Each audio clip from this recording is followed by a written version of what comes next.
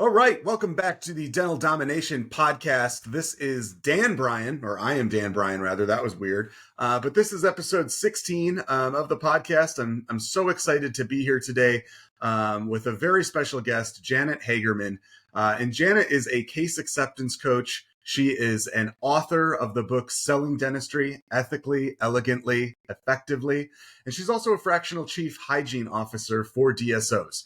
And we are here today to talk about something that I think is not talked about enough within the dental field. And that's really, the essence of Janet's book, which is Selling Dentistry. And I know that for a lot of dentists out there, a lot of the dentists that we work with at DentalScapes, that's sort of an uncomfortable, touchy subject. So the idea of straddling that line between patient education, treatment planning, and then actually selling the service or selling the treatment. And there's been some resistance to that idea in the past, and I understand. I think we can all relate to that sort of that bit of discomfort in that, in terms of wanting to do things like Janet says in her book, ethically and effectively at the same time. But there's definitely a way to do it right and do it ethically and do it well.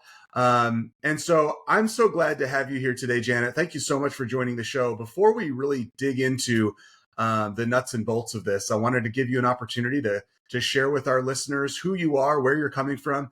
How the heck did you get involved in this element of dentistry in the first place? Thanks, Dan, for having me. Yeah, this is a subject dear to my heart. My degree is in dental hygiene, so I practiced dental hygiene for years. And I always thought I was a great communicator till I had a patient one time reach up and just pat me on the arm and say, little lady, please dispense with the lecture. I have an important meeting to go to. Just hurry up and finish me up and get me out of here. So once I got over my A, embarrassment, B, anger, and then C, curiosity, I thought I was so great at patient education. Where did I go wrong? How did I miss out on such a big opportunity to have a relationship with this patient? And that, I don't feel like there's any way to gracefully recover after little lady. I don't think that's probably, yeah. Well, I was in the deep South when that happened. So fair enough. Yeah, fair enough. Yeah. So that sort of that definitely began my quest for, what is communication? How do we get through to our patients quickly? Because we don't have a lot of time. So fast forward, I was in private practice. I did consulting, not just for hygiene, but for full practice consulting. And then I was invited to become the director of hygiene for a DSO, a large DSO. We had over 100 offices. Wow. And I basically created the hygiene department. So, it's like having your laboratory, because you get to practice and test ideas and see them happen over a broad variety of different offices and practices. And that's where I really honed this idea of case acceptance and selling dentistry. Yeah. And I ended up writing the book about it. My friend Paul Homily told me, if you want to be successful, write a book. Yeah. And I named it Selling Dentistry because I had a lot of dentists that said, don't call it Selling Dentistry. We want to so you're like, just watch me. Sort of, yeah. But with the caveat of ethically, elegantly, and effectively. So ethically means we're not selling somebody a bill of goods that they don't need, right? Right. This needs to be clinically diagnosed treatment that we have discovered. Effectively means, did they say yes? So you can patient educate all day long, but if the patient doesn't say yes, you haven't been effective. Yeah. And finally, Dan, I added elegantly because I want this to be a process that's comfortable for the clinicians, where they don't feel pushy and salesy. We're not pushing, we're not selling, we're basically helping our patients and guiding them to make good healthcare decisions. Yeah. So I want it to feel comfortable for them and comfortable for the patient as well. So that's sort of a nutshell where that came from. I love that. And, I love your focus on ethics as well. It's something. I'm a marketer, obviously. That's what I do in my 9 to 5. And, it's funny when I first, well, you actually know my husband, Zach, who's a dentist. And, We did when a podcast together. yeah, that's right. So it's funny when I first told him that I was in marketing when we met, he was like, "Oh, you mean trickery?" And I don't, and I get it. I get that perspective, but I've always thought, and I've always taken the approach that I think you do, which is that there is nothing inherently wrong with selling, so long as you're selling something that is right for the client and that is evidence based, and in dentistry, but also in marketing, to a certain extent, Mhm. and then also something that you deeply, passionately, truly believe in. Yeah. And I think that's true not just in dentistry, but also in marketing and also pretty much universally. So I love that you focus on that. But anyway, I'm You know digressing. what they say? We all love to buy. We just Yeah, hate well, to sell. yeah, that's right. Um, so anyway, I'm so glad that you mentioned all of those really important points, and I want to dig into it. So one of the things though that you said is that we're not necessary, and I'm saying I'm not a dentist. Believe me, you don't want sharp things in my hands.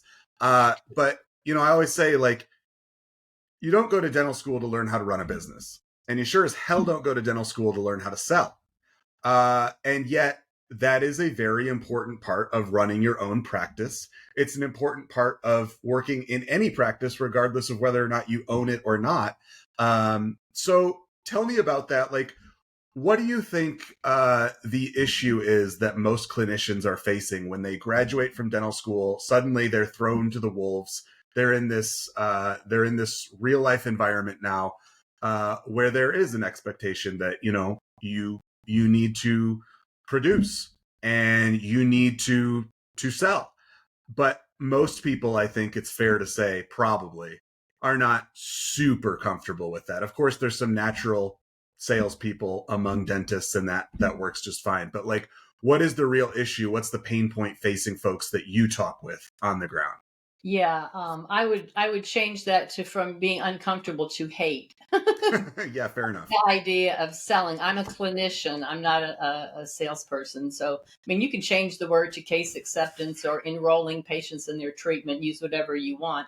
But I think if you break down the resistance to the concept of selling and use the selling concepts that the best, really best salespeople use, you'll find that they're not pushy or salesy.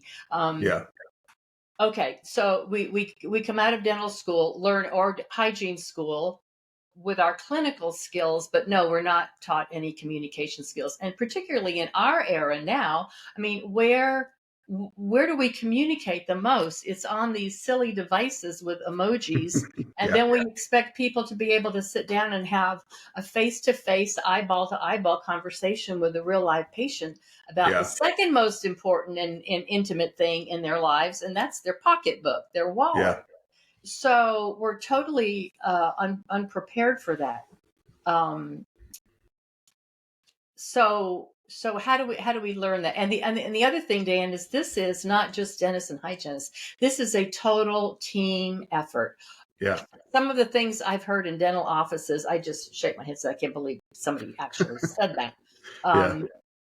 So one person on the team can sabotage the efforts of everybody else. That's why it's so important that the whole team be on board and with the same mindset.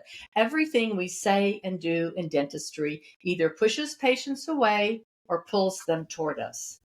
So, so having a mindset first and foremost is really important, that the whole team's on board. And then secondly, the main pain point is that the average in this country is only 30 to 50% case acceptance. Crazy. So, It's wild. you have that syndrome of in the front door, out the back door. Dentists spend all this money marketing, as you know, Mhm. marketing. How do we get our patients to call the office? We get a nice fancy website. We do our social media, and we get patients calling. So how many of those patients never make an appointment, and then they finally do make an appointment, and then they walk out the back door without scheduling treatment? Yeah. So there's that 30 to 50%. That's a huge pain point for a number of So, reasons. You're so losing talk, revenue. You're yeah, losing revenue. Your your patients are not getting the treatment that they need. yeah, Oral system, systemic health, they're walking around with diseased oral cavities, diseased systemic health, and it's already been diagnosed. yeah. So for a lot of reasons, it's really important that we really focus on how do we have a healthy case acceptance, which should be around 85%. Right, right. And I mean, you have even said that within your work in this coaching program, you've been able in many, many cases to take dentists from where they're at and actually triple their treatment acceptance, which is Absolutely. phenomenal. So, Yeah. and that's obviously, I mean, who doesn't want to do that? But where do you even start? So what's sort of step one when someone comes to you and says, "Hey, Janet, like I think we need to talk. I've got an issue here." Maybe they're at that 30% acceptance rate. Yeah. Yeah. What's the starting point and where do you even begin? Getting the whole team on board with the mindset first. Okay. So this is what I like for people to understand. Science pretty much has concluded now that our brain operates with two halves. We have a very logical side of our left brain, and that's where we make logical decisions, mathematical computations, things like that. And the right side of our brain is the more creative side and the more emotional side. So in dentistry, where do you think we live? We live in a world of millimeters. We live in a very exact, precise scientific Yeah. world. So when it comes to patient education, we have a tendency to speak logic. Yeah.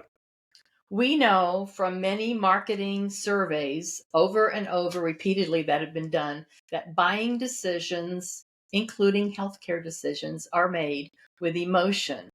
We Hmm. rationalize them with logic, but they're made with emotion. And so we need to understand how do we reach our patients emotionally and find out where they are emotionally. We know that Yeah. they're anxious when they come to the dental practice, but how do we really plug into their values so we can relate their treatment to their individual values? It's funny you say that because this whole idea of the left brain versus right brain and appealing to emotion and selling, it's funny because I think you're absolutely right in that most dentists probably live in that left brain area most of the time.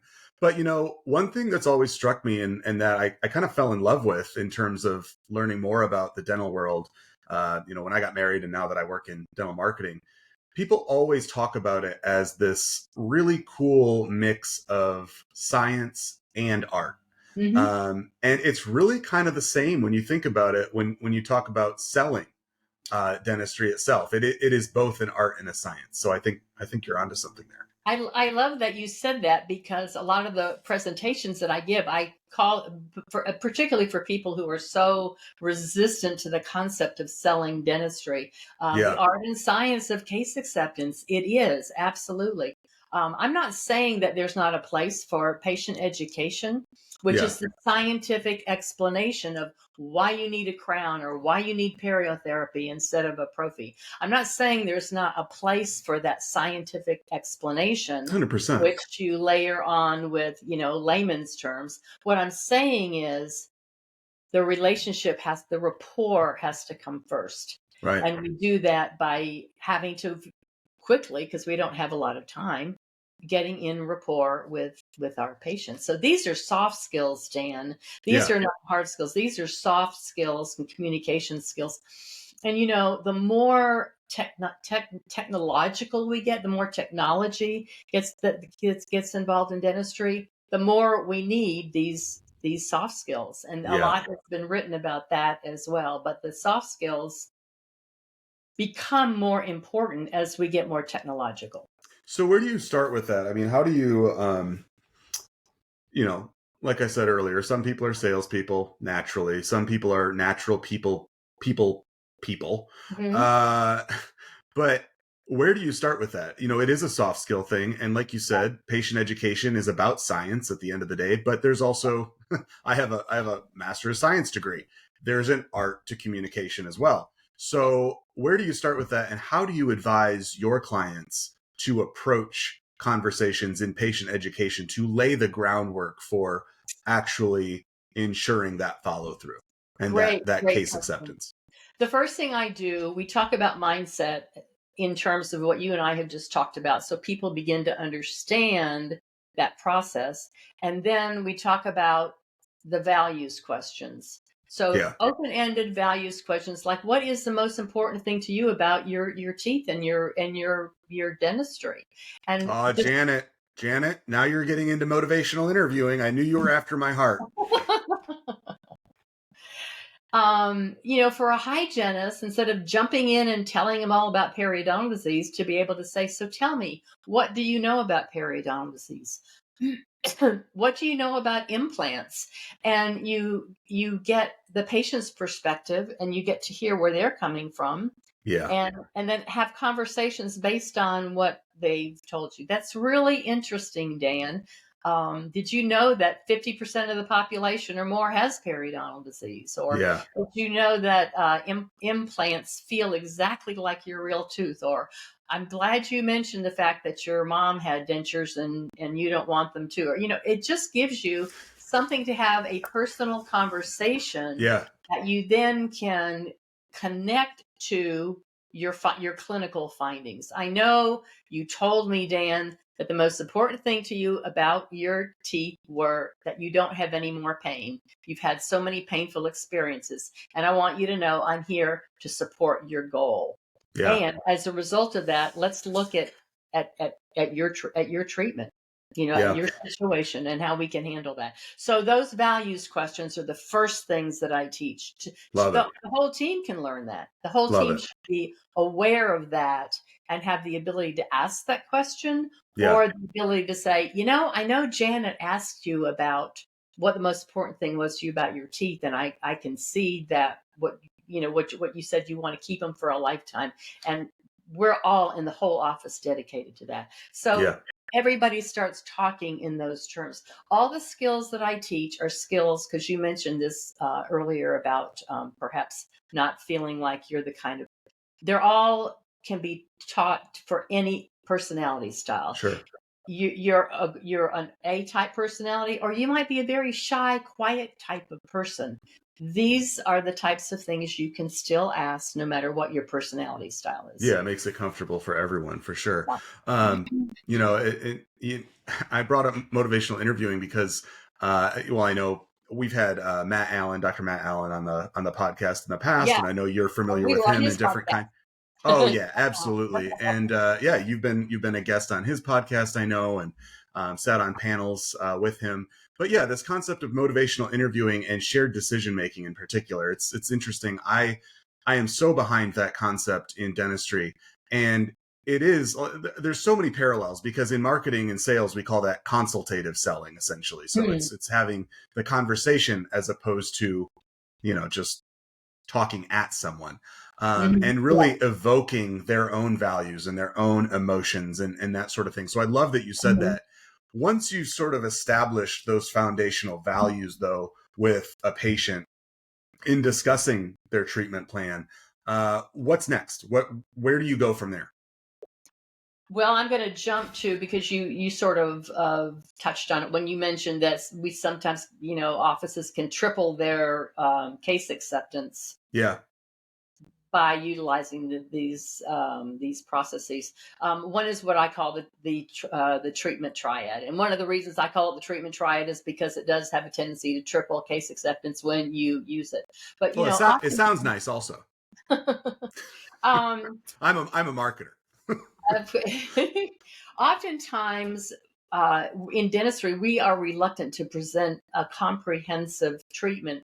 Patient comes in, they haven't been in 8 years, and they have a lot of work that needs to be done. And we're going, oh my gosh, if I tell them they need all this work, are they going to be overwhelmed and think I'm just after their money, or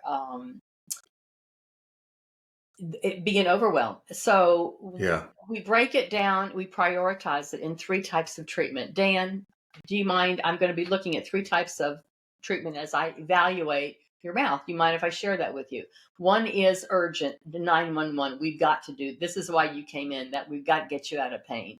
So, Yeah. and the other tooth on the other side that's broken, we need to fix those right away. There are other things that are going to need to be done. I can't tell you when they're going to break down, but we want to keep you out of pain. So we Yeah. want to do those as quickly as we can, but they don't need to be done right now, but they need to be done preventively to keep you healthy. And finally, we're going to look at cosmetic options. Totally Yeah. unnecessary, but fun to look at, and just Yeah. amazing technology that we have now to The share with nice to haves. Yeah. the nice to haves. Exactly. And so by utilizing that 3-step prioritizing, it makes a huge difference, because now the patient's going, well, that is like a really thorough, I've never had it explained to me that way. And it also gives patients a feeling of control over their Absolutely. own dental destiny, if you Yes. will. It gives them an opportunity to feel like they are and they are indeed participating in how that plan rolls out. So, gone are the days where you went to the doctor and the doctor just said, well, whatever they said, I don't know what it is, but they're the doctor, so they know. Those days are gone. Our patients are well informed, they're educated. They regularly consult Dr. Google, as we all know. So Oh. we want patients want to have a relationship with their provider. We know this Mhm. from surveys, and they want to feel like they have part that they are active participants in the plan of their health. So by using the treatment triad, it helps provide that for Yeah. patients. Now, you mentioned at the outset the most important part, step one, is getting the team on board. But Mhm. once you've taught these approaches, the treatment triad, once you've introduced dentists and their teams to these concepts, how do you instill that, or how do you integrate that into the culture of the practice and make sure that it remains embedded? Like what's Yeah. because it's one thing to teach something, it's another thing to ensure follow through and consistency. Yeah. How do you ensure the practice's compliance with this method to improve compliance? Like how do you do that? Yeah, that's a great question, because we all know that it's one thing to learn it one time and then to implement it successfully, and then to keep it going. So Yeah, it's one thing to learn it, but like to actually keep it going. yeah, so for private practices and for DSOs, it becomes especially important, because now you're multiplying it by many more practices. So when I teach the course, I also utilize some follow up calls to do some follow up coaching to reinforce what we learned. Yeah. And then, practices need to have regularly scheduled meetings. I've written a manual called Meetings Make Money to Hmm. teach practices how to have productive meetings um, where you actually end on time and you actually do accomplish things. So those are Yeah. opportunities to reinforce that mindset, see how we're doing, and measure. You need to measure where is your case acceptance now, and where is it. I just finished with a practice. A huge practice. They've got lots of doctors, about 6 doctors and about 8 hygienists. And they went from an average of about 34% to an average of about 70%. Wow. So now the trick is going to be how do we keep that? Yeah. The great news too is that of all of them, every single one of them improved. So that average wasn't like, well, some did really, really great, some didn't really improve. No, all of them improved in their case Yeah. experience. So it's just ongoing reinforcement of that. Um, and then being able to, perhaps have a refresher course once a year or so if you've had any kind of turnover. Yeah. Now, we've talked about culture, we've talked about instilling this idea as really being team based, and that's what it is. Yeah. But at the end of the day, we also know it's the dentist that diagnoses, it's the Yeah. dentist that puts together the treatment plan and makes the recommendation, uh, and communicates that to the patient ultimately. But what is the supporting role in all of this for, say, a hygienist who also interfaces with the patient and, other members of the dental team? What is their role in cultivating this type of system as well? Well, First of all, the dentist isn't always the one that presents the treatment. Oftentimes, there's a treatment coordinator that's Hmm. very good at that.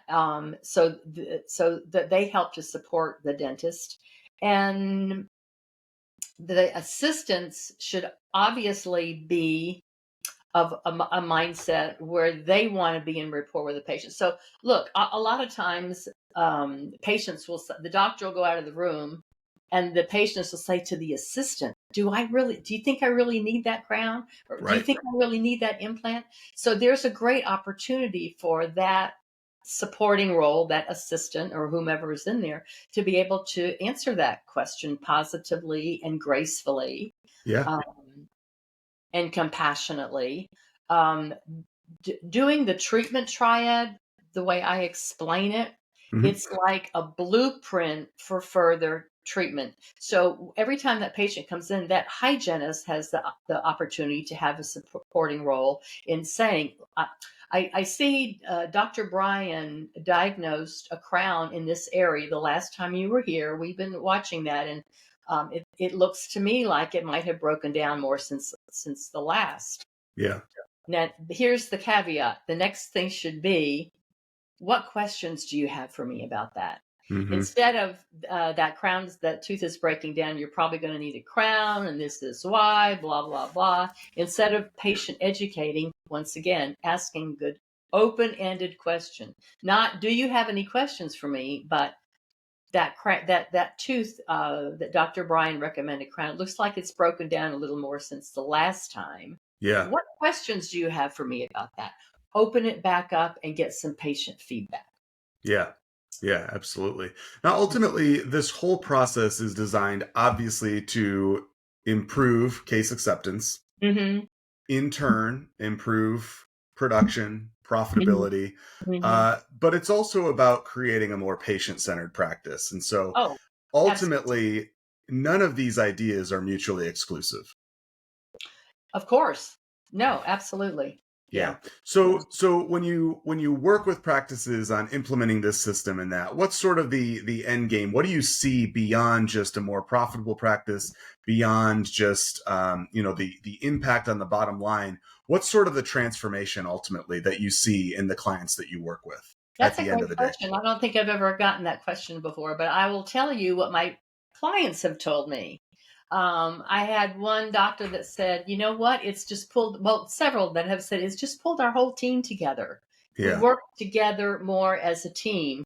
I had one doctor say, I learned a lot more about myself, and I learned that little changes can make a big difference. Yeah. Yeah. Um, and then I had one doctor that just said, well, our case acceptance soared, and that's higher production, and our patients are happier, and that makes me Yep. happy as the dentist. So Yeah.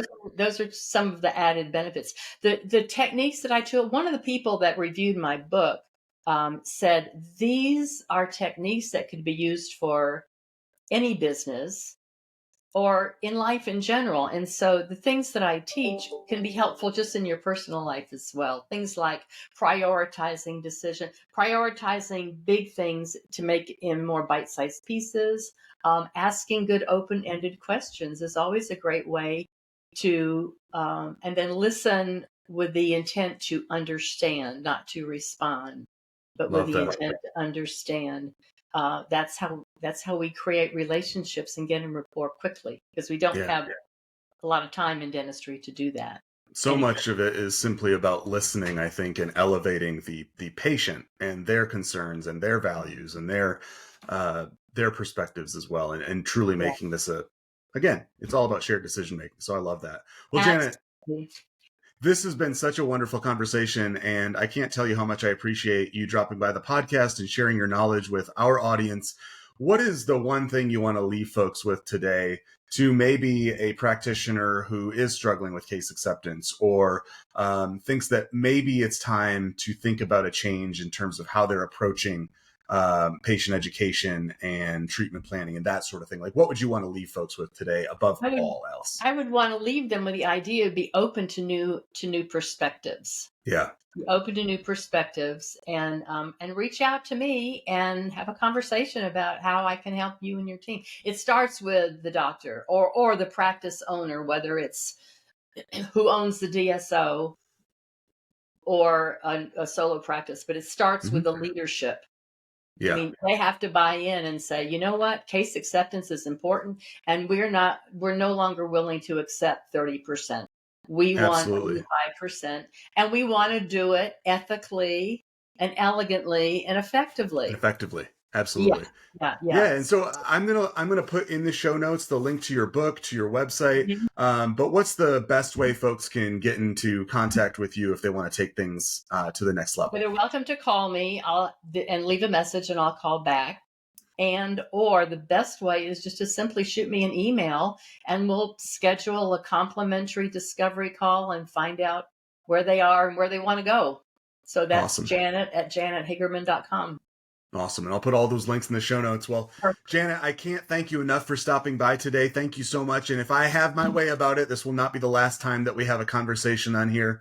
I would love to have you back at some time in the future because, like I said, you are also doing fractional Chief Hygiene Officer work for DSOs. And that's a whole nother topic that we didn't even get into today. I couldn't have been happier, Dan. This has been great. Thank you. This awesome. has been really enjoyable for me as well. Thank you so much. Absolutely. I'm so glad to hear that. Thank you, Janet. And thanks to everyone who listened today. If you enjoyed what you heard, please take a moment, just a minute or less, to leave us a 5-star review on Google Podcast or Apple Podcasts or Spotify or wherever you're listening to this show. Really appreciate it. It's the best way that you can help us reach other dentists and folks within the dental field. Really appreciate it. Like I said, my name is Dan Bryan. You've been listening to the Dental Domination Podcast. Thank you so much for joining us. Thank you, Janet, and we will all talk soon. Thanks so much. Take care.